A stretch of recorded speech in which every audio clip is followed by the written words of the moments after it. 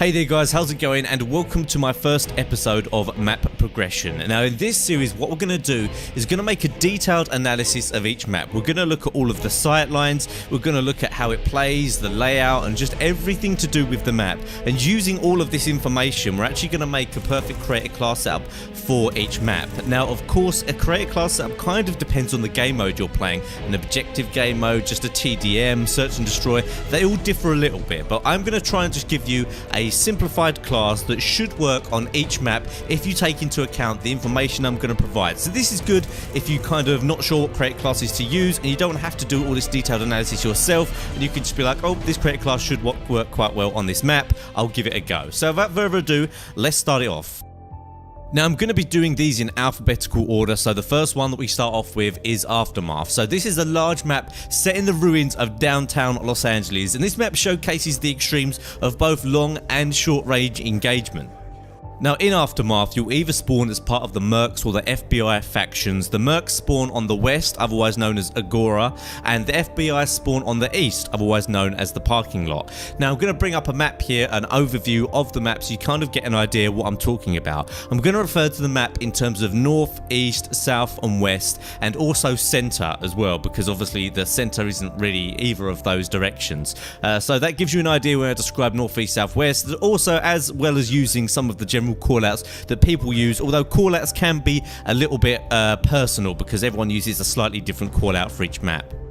So the east, west and the south is where most of the medium to long range engagements are going to happen, and the bus is a central focus point for firefights in the south because that's actually a way of getting from one side of the map to the other.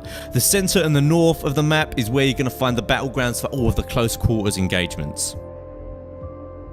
Now the center of the map is also known as Ruins, the remains of the collapsed skyscraper, and this is where the B flag is in domination. So this is obviously a really key point to control for any game mode. It's going to help control spawns, and it's going to help control objectives. The north of the map favours flanking routes of close quarters combat, so SMGs and shotguns players will need to take advantage of this. If you wish to break out from the west to the east or vice versa, going through the north of the map, one call out you can use for this, the bottom area, is either reception or water, because there's a reception desk and there's a lot of water coming down through the wall, or obviously you can go on top of it through the areas which you could call desk and office. Now either of those two areas are really key ways to push through to the other side of the map if you're a close quarters combat player, which is what I'm going to suggest that you do with this map. You can do it on the other side or even in the middle, but if you go down the middle, the center of the map where the ruins are, it leaves you really exposed when you come out of the other side, so not always the best route to take. Normally it's always better to flank down either the left or right side of the map. So although this map actually consists of both long and short sight lines, long range players will have trouble negating the map safely when stationary and won't be able to be moderately effective. A lightweight stealth class that is effective over a moderate range is much more desirable, and when you're stationary, you know, it's okay for some game modes and in some situations, but in game modes where you need to kind of control the map, and that's what you need to do, it's going to be difficult. If you're in a position, say where you're playing domination and you have two flags capped and you can kind of spawn trap the other team, then yeah, sure, a long range player is going to be okay. But for the most part, maps where you're going to need to move around or objectives move around, having a long range class or a slow weapon isn't really going to be that beneficial. So what we're going to create was we're actually going to create a class which focuses around a close quarters player, but we're going to try and cancel out some of the negatives of not being so strong over the longer sight lines. So to cancel out the disadvantage of a long sight line, you can use smoke grenades. These are really effective when no other route is available. Obviously if you can take a route where you're more hidden, or if you can take a route where there's cover,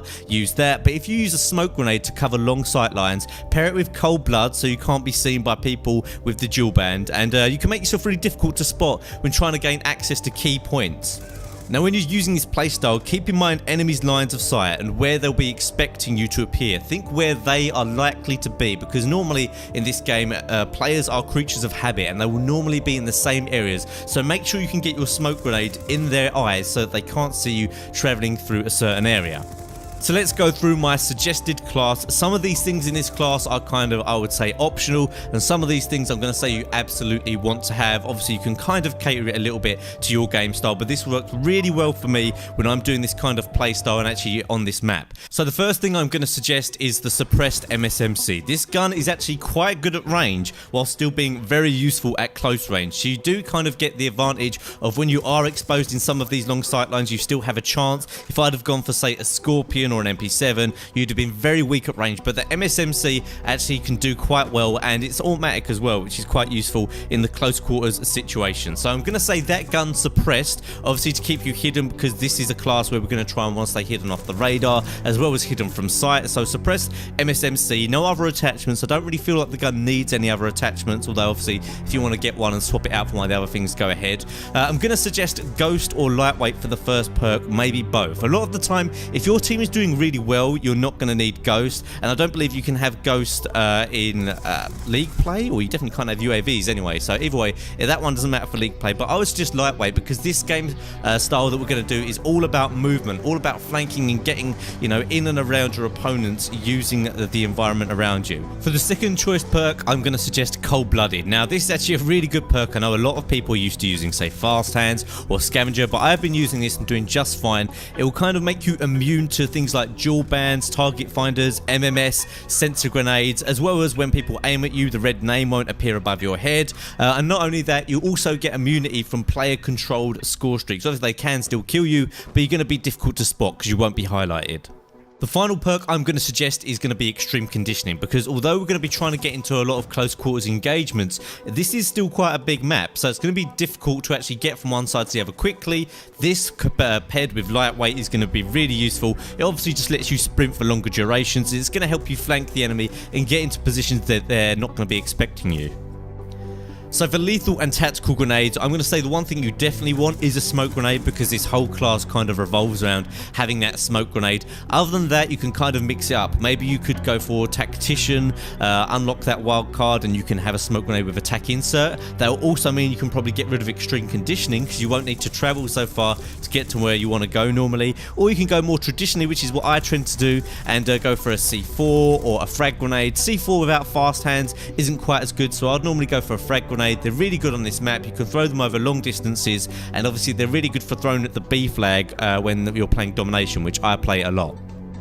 So in summary of this creator class suggestion, I would say the essential things are a suppressed automatic gun that's good at short range and medium range. So the MSMC is there. The Peacekeeper would also be quite good at this. Maybe the M27, although you lose a little bit of the close range ability, but still a little bit better over long range. And sometimes you will get into a fair few long range engagements. There's nothing you can really do about it. Lightweight, Cold-Blooded, Extreme Conditioning, and Smoke Grenade. So those are the things that I would say essential. Obviously, feel free to play around with other things around that, but just give that a try, and I guarantee if you use this playstyle, you'll have a good time on this map. So I've given you your creator class suggestion. How are we actually going to work our way around that to make the most out of this creator class? So I'd say use the north of the map to effectively work your way from one side to the other, like I already mentioned earlier. Throw flashes in, throw EMPs in to make sure people are there, and use smoke to cover long range sightlines. When you actually get out of the other side, use the smoke to stop yourself being easily seen from the people that are camping in the buildings either side. If you find yourself needing to use the south of the map to get to the other side, you can normally just run up to the bus area, but then once you get to the bus area, you need to throw a smoke grenade into the enemy spawn just to stop people in either side. There are two buildings either side of the south of the map that people can easily sit in and spot people actually running down that flank. So once you manage to actually work your way into the enemy spawn, just make sure that you don't go just head on into the enemies, because what you want to do is work your way around the sides, go around the outside, and then either from the side go inwards, or from behind them then flank into, say, the car park area, the shop, the cafe, all those areas that those campers are going to be sitting in. So in summary for this map, if you want to get in the thick of things, use any SMG and negate the close quarters areas. When having to expose yourself to those longer sightlines on the east and the west, make sure you use stealth and the smoke grenade. Use cover to make yourself difficult to see. Keep yourself mainly in the ruins, in the reception area, and you should have a good time. You should be able to outgun a lot of people and still be able to actually flank people who are sitting on the either side of the map and just camping there.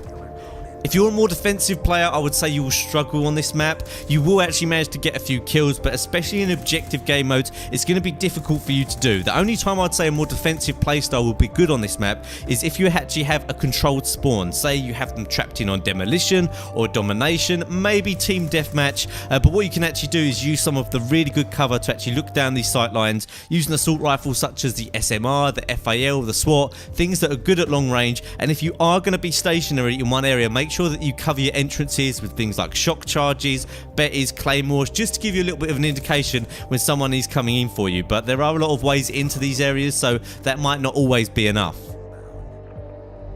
So the final thing we're going to discuss is the key cover in the map. Cover is just something that you have to utilize really well if you want to be good at Call of Duty and you want to play at the highest level or just increase your game. And a lot of people get annoyed because there's a lot of head glitches in the map, but it's just the way the game is. If you want to be good at the map, you have to use these things. So let's discuss some of the key ones on this map and how you can use them to your advantage. Now the first one is at the ruins. On the east side of the ruins there is a concrete block which looks onto the car park, and this is an amazing spot to use if you have people trapped in domination in that one car park spot, or even in demolition. I would use it for a few kills. Even when you're standing here, as long as your team isn't pushed in, people will still spawn in that car park. So it's a little bit cheap, but it is one of the best bits of cover in the game, so I have to tell you guys about that. It can also be counteracted by a bit of cover just in the car park looking at you. They will use this as well, so if you keep your eye just trained on the car park, the actual cover that's in the car park, you should do pretty well, but you will be flushed out eventually. But it's just something to know if you're in that area. Another key piece of cover is the bit at the reception. Underneath, there's a big block in the middle of the reception, just towards the east side, that's before you get through to the outside. This needs to be used very carefully. You might as well use it. It's there to actually help you, so don't just run around it. Make sure that you use it to actually make sure you've got a little bit of cover if you feel that there is people on the other side before you throw out your smoke grenade or your EMP grenade. This is also a really good one. Another one is just above this, in the bathroom area. You need to use this broken wall to kind of make the most out of seeing people coming out of that spawn. Fortunately, it's a little bit difficult to use, so people are going to expect you to be there, but it's something that you need to know. Use that little bit of cover to help you. Don't just stand in the middle of the open area, just being an easy target. Use that piece of cover effectively. So that's it for the first episode of Map Progression. I hope you really enjoyed this. I've done my best to kind of go in detail, give you a creator class setup. I guarantee if you try that one out, it is a really good one. Just put it in that creator class slot and give it a try on Aftermath and even some similar maps. I'm sure you do quite well. Don't forget to like the video if you did enjoy this analysis and it helped you out or you just found it interesting. And that's it for this episode, guys. I will see you next time.